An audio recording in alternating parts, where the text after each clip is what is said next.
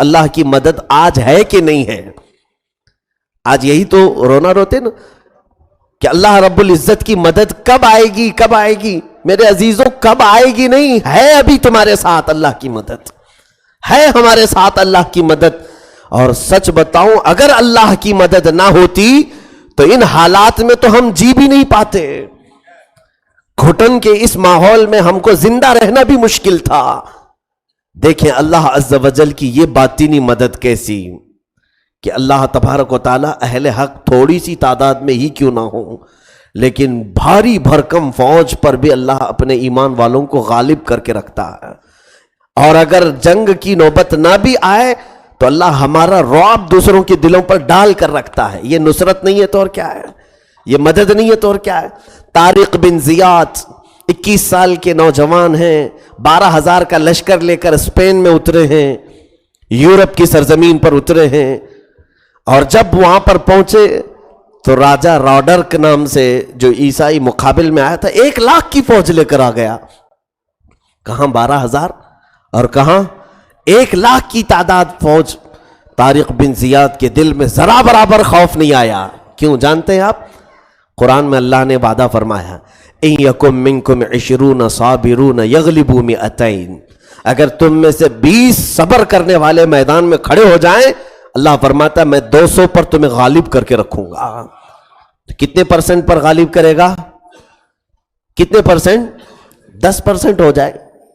تقریباً 20 میں سے 10%، 20 لوگ 100 میں 200 میں سے 10% 20 لوگ ہیں. اللہ نے قرآن میں یہی فرمایا ان یکم منکم 20 صابرون، اگر تم میں سے 20 لوگ صبر والے ہوں یغلبوا 200، 200 پر بھاری کروں گا، یعنی تم اپنے سے 10 گنا پر بھی بھاری ہو جاؤ گے.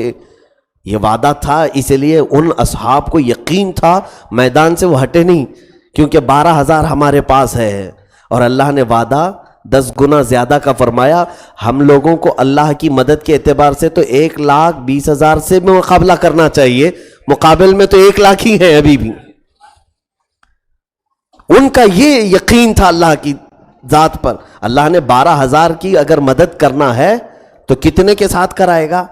1,20,000، 10 گنا زیادہ سے کرائے گا، جبکہ سامنے 1,00,000 ہے. ہم تو تھوڑی سی تعداد سے ڈرے ہوئے ہیں، تھوڑی سی تعداد سے گھبرائے ہوئے ہیں. میرے عزیزو اللہ کی مدد آج بھی تمہارے ساتھ ہوگی. سلطان صلاح الدین ایوبی ایک نہیں بہت ساری جنگیں آپ نے لڑیں. فاتح بیت المقدس جنہوں نے بیت المقدس کو آزاد کیا اور ظالموں کے پنجوں سے اسے چھڑایا تھا.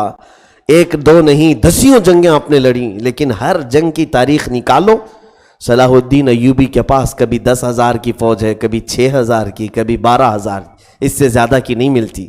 اور ایک وقت تو ایسا بھی آیا ہے کہ صلاح الدین ایوبی کی ایک فوج نے صلیبی عیسائیوں سے جو مقابلہ کیا 4,00,000 کی فوج کے ساتھ مقابلہ کیا. تاریخ گواہ ہے اس کی. یہ میں نہیں کہہ رہا ہوں میرے عزیزو، یہ عیسائیوں نے خود لکھا ہے اپنی کتابوں میں. انگریز تاریخ دانوں نے خود لکھا ہے کہ صلاح الدین ایوبی نے 4,00,000 فوج کے ساتھ چھوٹی سی ایک ٹکڑی کو لے کر کے مقابلہ کر لیا. کون سا یقین تھا ان کے اندر؟ اللہ رب العزت کی ذات پر وہ کامل ایقان تھا. میرے عزیزو آج کی حالات ہمارے ایسے ہیں کہ اب بھی اللہ کی مدد ہمارے ساتھ ہے. میں کسی کا انٹروڈکشن نہیں کراؤں گا، کسی کا تعارف کرانے کے لیے نہیں، لیکن دنیا میں ایک ظالم تنظیم مشہور ہے RSS کے نام سے، تقریباً پوری دنیا میں. آپ اس چیز کو سن لیں اور میری اس بات کو کوئی سیاست سے نہ جوڑے. میں آپ کو ایک حقیقی بات بتانا چاہتا ہوں. انہی کے پیج سے، انہی کے لکھنے والے، انہی کا تعارف کرانے والوں نے کہا کہ دنیا کی سب سے لارجسٹ تنظیم کا نام ہے، یہ دنیا کی سب سے بڑی تنظیم ہے جس کے 1 کروڑ کار سیوک ہیں ایٹ اے ٹائم. اور ان کے بانی نے، ان کے فاؤنڈر نے یا پھر ان کا جو سرچالک ہو اس نے کہا ہے کہ کسی بھی ٹائم پر اگر ہندوستان کو ضرورت پڑے تو 3 دن کے اندر 3,00,000 فوج کو میں اتار سکتا ہوں. جبکہ انڈین گورنمنٹ کے پاس بھی اتنی طاقت نہیں کہ ایٹ اے ٹائم اتنی جلدی میں وہ اتنی بھاری نفری کو اتار سکے. اتنی پاورفل تنظیم. اور ان کے ایک صاحب ہیں وہ لکھتے ہیں کہ ہندوستانی جتنے بھی گورنمنٹ ڈپارٹمنٹ ہیں، چاہے وہ پولیس ڈپارٹمنٹ ہو، عدالت کا ہو، شکشا کا ہو، تعلیم کا، یا پھر جو بھی گورنمنٹ ڈپارٹمنٹ ہیں IAS سے لے کر نیچے طبقے تک، ان میں سے 80% ڈپارٹمنٹ ایسے ہیں جس میں ہمارے لوگ ہیں. انہوں نے دعویٰ کیا ہے. ٹھیک ہے، 80% ڈپارٹمنٹ میں ہمارے لوگ بیٹھے ہوئے ہیں. اور ایک مسئلہ یہ ہے، ایک صاحب نے ان کا ہی انٹروڈکشن کراتے ہوئے لکھا ہے کہ ہندوستانی پارلیمنٹ کے اندر ہمارا حال تو ہے، ایک MP مسلمان جیت کے جاتا ہے تو کتنے طبلے بجتے ہیں، اور وہ اعلان کر رہے ہیں کہ 300 MP ہمارے ہیں. 300 MP ہندوستانی پارلیمنٹ میں ہمارے ہیں، اور پورے ہندوستان کی سٹیٹس میں سے جو MLAs ہیں اس میں 1000 کے قریب MLA ہمارے ہیں، اور تقریباً 87,000 کچھ شاخائیں ہیں. یہ میں انٹروڈکشن میں اپنی جانب سے نہیں کروا رہا ہوں، میں صرف ایک چیز بتانا چاہتا ہوں. 19 کنٹریز میں ہماری تنظیم کام کر رہی ہے، ان کی تنظیم. میں یہ ساری چیزیں پڑھ کر کے، پہلے مجھے اتنی ساری چیزیں معلوم نہیں تھیں، بہرحال تحقیق پر پتہ چلا کہ اتنی بڑی تنظیم ہے، اتنی بڑی کہ جو ہندوستانی گورنمنٹ کو بھی قرضہ دے سکتی ہے فائنانشیل کنڈیشن کے اعتبار سے. اتنی بڑی تنظیم ہے، اور جس کی بنیاد ہی رکھی گئی ہے مسلمانوں کے خاتمے کے لیے، کہ مسلمان ان کے لیے سب سے بڑا بریکر ہے، ایک رکاوٹ ہے. انہیں منوسمرتی کا قانون لانا ہے جس میں صرف اور صرف برہمن ذات کے لوگ ہی حکومت کریں گے، باقی کسی کو اختیار نہیں. حکومت کرنے کا بھی اختیار نہیں، ووٹ دینے کا بھی اختیار نہیں. منوسمرتی کے قانون میں اس قانون کو لانے کے لیے جو رکاوٹیں ہیں وہ مسلمان ہے اور ہندوستان کا سمویدھان ہے. یہ ختم کرنے کے لیے میں یہ سوچتا رہا کہ اتنی بڑی تنظیم ہے اور وہ بھی جگہ جگہ اپنے بندوں کو ٹرین کر رہی ہے، لاٹھیاں سکھائے، بندوق سکھائے، اور پولیس کی وردی میں لوگوں کو رائٹس کرنے کے لیے بھیج دے. اتنا سب پاور. اب مقابل میں نے دیکھا کہ ہماری تعداد کتنی ہے ہندوستان کے اعتبار سے، ہماری تعداد کتنی ہے. میں نے کل ہی یہ دیکھا کہ ایک سروے کے مطابق 40% انڈین پاپولیشن میں ہمارا حصہ ہے، پوائنٹ کچھ ہوگا، جو کل ملا کر کے 20 کروڑ ہوتا ہے. یہ ہندوستانی سروے کے مطابق میں بات کر رہا ہوں. وہ 25 ہیں کہ 30 ہیں وہ ہمارے دماغ میں ہیں، باقی ان کی تعداد کے اعتبار سے 20 کروڑ آبادی ہے. چلے میں مان لیتا ہوں 20 کروڑ کی آبادی ہے. ہندوستان ٹوٹل آبادی 133 کروڑ، جو 2017 اور 18 کی بات میں بتا رہا ہوں سروے میں. 130 کروڑ سمجھ لیں، اس میں سے ہم کتنے ہیں؟ 20 کروڑ. 20 کروڑ کی آبادی ہے پورے ہندوستانی مسلمانوں کی. اب اگر میں دیکھوں 20 کروڑ میں سے تقریباً 10 کروڑ تو عورتیں ہی ہوں گی نا. 10 کروڑ عورتیں ہی ہوں گی، کیونکہ پھر بھی عورتیں تعداد میں مردوں سے زیادہ ہیں. لیکن اگر برابر بھی سمجھ لیں تو 10 کروڑ عورتیں نکل گئیں، بچے کتنے؟ 10 کروڑ. اب باقی جو 10 کروڑ ہیں اس میں بچے اور بوڑھے نکالیں گے تو کم سے کم 3 کروڑ نکل جائیں گے. جو چھوٹے بچے ہیں اور بوڑھے ہیں، بچ گئے 7 کروڑ. 7 کروڑ میں سے بھی میں سمجھتا ہوں جو بیچارے کچھ بھی پڑھے لکھے نہیں ہیں، جاہل طبقے کے، ان کی تعداد زیادہ ہے. پھر بھی میں اگر 2 کروڑ ان کو مائنس کرتا ہوں تو ایکٹیو مسلمان صرف 5 کروڑ ہیں. کتنے؟ 5 کروڑ ہیں ایکٹیو مسلمان، 5 کروڑ. اور مقابل میں 130 کروڑ، یعنی 130 کروڑ نہیں، چلیں 20 اس میں نکالیں، 110 کروڑ. پورے ہندوستان کی آبادی ایک طرف 110 کروڑ ہے، اور تم کتنی تعداد میں ہو ایکٹیو لوگ؟ 5 کروڑ. 5 کروڑ. کیا تمہیں انہوں نے مار کے گاجر مولی کی طرح ختم کر دیا؟ کیا تمہیں سب یعنی فنا کر کے زمین بوس کر دیا؟ نہیں کر سکے نا.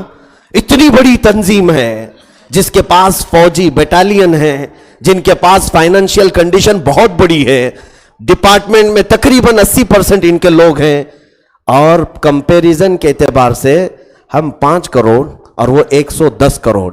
اللہ نے جو وعدہ فرمایا ہے وہ 10% کا ہے. اللہ نے جو وعدہ فرمایا ہے وہ 10 گنا کا ہے کہ اگر تم 10 ہو تو 100 پر غالب کروں گا. یا اللہ ہم تو یہاں 5 ہے، تو 100 پر غالب کیا ہے. 5 ہے پھر بھی بچا کر کے رکھا ہے، بچا کر کے رکھا ہے. تم اگرچہ غالب نہیں ہو، میں یہ کہتا ہوں اگرچہ تم غالب نہیں کسی کے اوپر، لیکن اتنا تو ہے کہ وہ تمہیں باضابطہ قتل کرنے کے لیے تمہارے معاشرے میں آ تو نہیں سکتے. اتنی بڑی تنظیم ہے، وہ کب کے ختم کر جانا چاہیے تھا. کون بچا کر رکھا ہے؟ اسی کو کہتے ہیں نصر اللہ والفتح. یہی ہے تائید الہی. بندے ہمیشہ کیا سمجھتے ہیں؟ ابابیل آ جائے، فرشتے اتر جائے. اے میرے عزیز، ہندوستان میں جو مسلمانوں کی اذانیں ہو رہی ہیں یہ نصرت الہی ہے. ہمارے جو صلاۃ و سلام ہو رہے ہیں یہ نصرت الہی ہے. ہم شان سے اپنے اماموں کے ساتھ گھومتے ہیں، یہ نصرت الہی ہے. ہماری داڑیاں سلامت ہے، یہ نصرت الہی ہے. یہ اللہ کی مدد نہیں ہے تو اور کیا ہے؟ اللہ کی مدد ہمارے ساتھ ہے، تم احساس نہیں کر پا رہے ہو. اسی لیے کسی بزرگ سے پوچھا گیا آپ کی بڑی کرامتوں میں سے کیا ہے؟ انہوں نے کہا میں جو زمین پر زندہ ہوں یہی بڑی کرامت ہے. میں جو اس زمین پر باقی ہوں یہی میری بڑی کرامت ہے. ویسے دیکھا جائے تو یہ آپ سب کو آج اللہ تعالیٰ نے عیش و آرام کے ساتھ جو رکھا ہے، تم کیوں مایوس ہوتے ہو؟ کیوں مایوس ہوتے ہو؟ لا تقنطوا من رحمت اللہ. اللہ کی رحمت سے نا امید ہرگز نہ ہونا. وہ غیب سے تمہاری مدد کیا ہوا ہے، اس لیے تم آج ہندوستان میں جی رہے ہو. اگر اللہ اپنی مدد اٹھا لیتا تو یہاں وہ ہم سے 10 گنا زیادہ نہیں 20 گنا زیادہ ہیں. ہم سے 20 گنا زیادہ ہیں. ختم کر کے پورے ہندوستان پر وہ اپنے جھنڈے لہرا دیتے. نہیں ہو سکا نا، نہیں ہو سکا. یہی تو تعداد بدر کی تھی. 313 تھے، ہزاروں پر غالب تھے. اللہ رب العزت نے ان کے چہروں کو سلامت رکھا تھا. یہ اور بات ہے کہ فرشتے اتارا تھا. لیکن اب میں آپ سے یہ پوچھنا چاہتا ہوں، بدر میں، جنگ بدر کا واقعہ سنتے رہے نا، بدر میں فرشتے اترے تھے. پہلے 3000 پھر 5، یعنی 2 پھر اتر گئے. پورے 5000 فرشتے اہل حق کی حفاظت کے لیے اترے. بات صحیح ہے. جنگ بدر میں فرشتے اترے، مدد کیے. کون بتایا؟ یہ کس نے کہا کہ فرشتے اترے تھے؟ رسول کریم صلی اللہ علیہ وسلم نے بتایا نا. قرآن پاک کی آیتیں اس وقت اتر رہی تھی. حضور صلی اللہ علیہ وسلم، صحابہ نے تو نہیں کہا کہ ہمارے آگے پیچھے فرشتے چل رہے تھے اور ہم جنگ لڑ رہے تھے. صحابہ نے نہیں کہا. حضور نے فرمایا کہ تمہاری مدد کے لیے فرشتے اترے تھے. وہ نبی تھے، فرشتوں کو دیکھ رہے تھے، اس لیے اس وقت حضور نے فرمایا.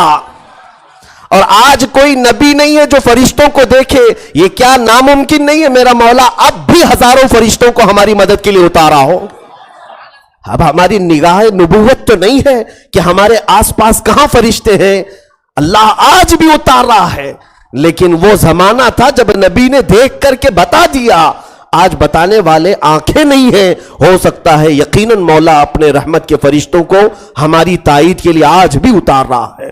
اگر فرشتے ہمارے ساتھ نہ ہوتے، ہر راستے پر ہماری لاشیں ہوتی، ہر راستے پر یہ قتل، کیونکہ آگ بھڑکی ہوئی ہے ان کے اندر. دشمنی کی، نفرت کے شعلے بھڑکے ہوئے ہیں. آپ نے دیکھا ایسے کہ ان کو بچوں پر رحم نہیں آتا، حاملہ عورتوں پر رحم نہیں آتا. یہ بے دریغ جب قتل کر سکتے ہیں حیوانیت کے ساتھ تو پھر جہاں پائیں یہ قتل کر دیتے.